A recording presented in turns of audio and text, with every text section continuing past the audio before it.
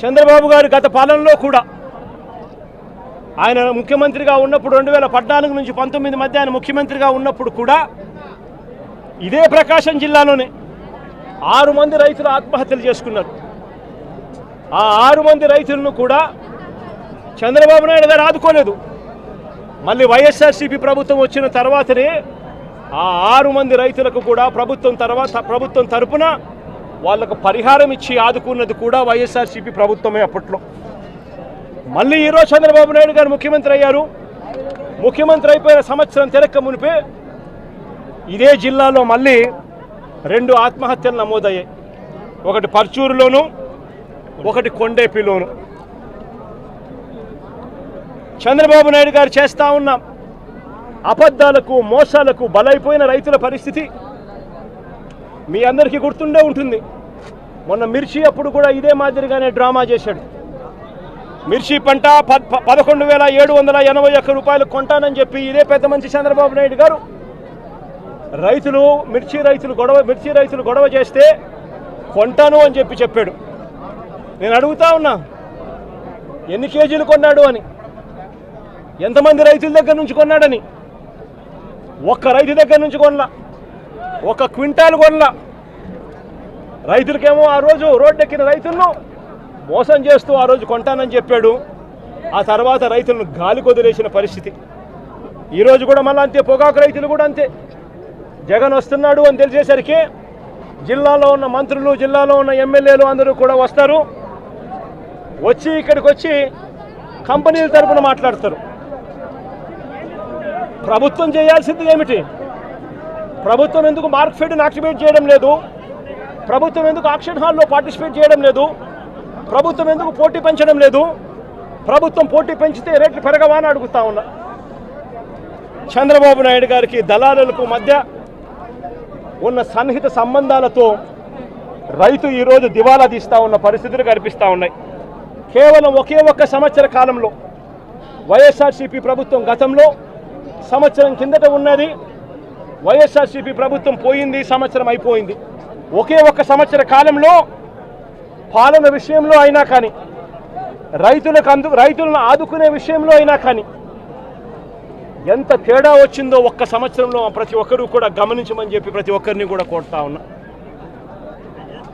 ఈరోజు నేను అడుగుతా ఉన్నా, రైతుల తరపున గట్టిగా డిమాండ్ చేస్తూ అడుగుతా ఉన్నా. నిన్ననే నా ఆఫీసుకు వెస్ట్ గోదావరికి సంబంధించిన రైతులు కూడా నిన్న వచ్చారు. కోకో పంటకు సంబంధించిన పరిస్థితుల గురించి వాళ్ళు చెప్పుకొచ్చారు. గత సంవత్సరం అంటే వైఎస్ఆర్సీపీ చివరి ఏడాది మన ప్రభుత్వ హయాంలో కోకో కిలో గింజల ధర 1,050 రూపాయలు.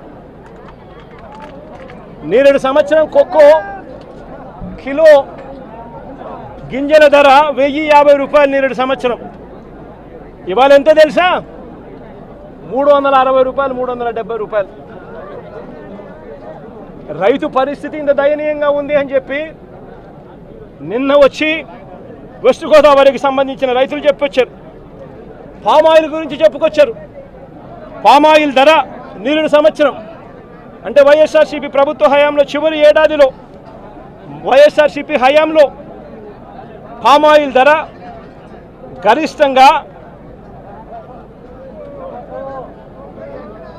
23,365 రూపాయలు.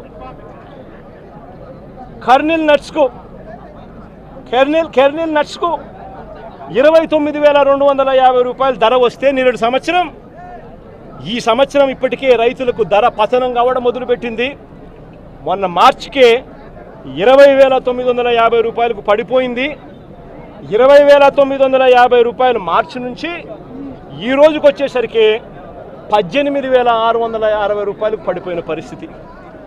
అంటే సంవత్సర కాలంలో 23,365 రూపాయలు పలికిన పామాయిల్ ధర కరెక్ట్గా సంవత్సరం కిందట వైఎస్ఆర్సీపీ ప్రభుత్వ హయాంలో పలికిన ధర ఈరోజు 18,660 రూపాయలకు పడిపోయిన పరిస్థితుల మధ్య ఈరోజు పామాయిల్ రైతులు, నిన్న కోకో రైతులు వెస్ట్ గోదావరి నుంచి కూడా వచ్చి అర్జీ ఇచ్చి అన్నా చంద్రబాబు నాయుడుకి చెప్పిన ఫలితం లేదన్నా, కనీసం నీకన్నా చెప్తా ఉన్నామన్నా, కనీసం మా అగసాట్లు మీరన్నా లేవనెత్తండి అన్నా, అప్పుడన్నా ఈ ప్రభుత్వం ఏమైనా నిద్రలేస్తుందేమో అన్నా అని చెప్పారు.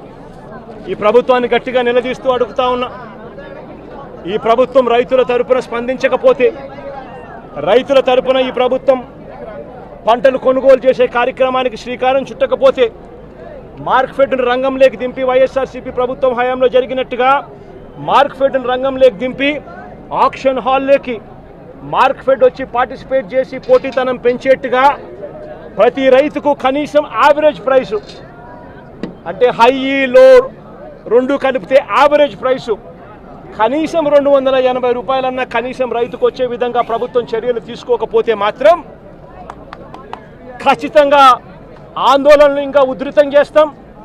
రైతుల తరపున వైఎస్ఆర్సీపీ పార్టీ గట్టిగా ఉద్యమిస్తుందని చెప్పి చంద్రబాబు నాయుడు గారికి ఇక్కడ నుంచి వార్నింగ్ ఇస్తా ఉన్నారు.